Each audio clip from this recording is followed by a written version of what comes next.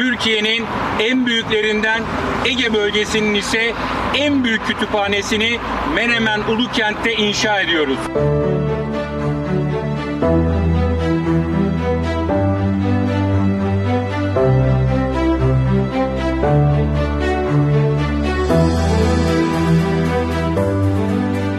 Geleceğimizin teminatı çocuklarımız ve gençlerimiz için Menemen Ulukent'te toplam 8500 metrekarelik kapalı alana sahip harikulade bir kütüphaneyi gençlerimizin ve çocuklarımızın kullanımına en kısa sürede sunacağız.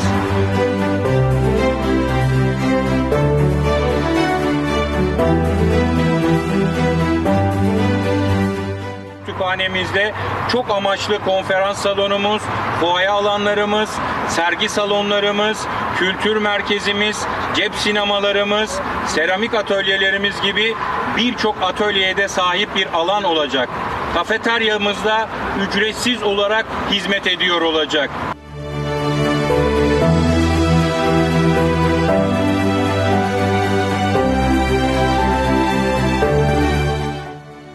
En büyük özelliklerinden biri de doğa dostu bir proje olması. İki kuleden ulaşacak kütüphanemizin çatılarında güneş enerji panelleri kütüphanemizin ihtiyacı olan enerji kaynağını da sağlamış olacak. Menemen için ilkleri ve enleri yapıyoruz. Çünkü Menemen ve hemşehrilerimiz her şeyin en iyisine layık.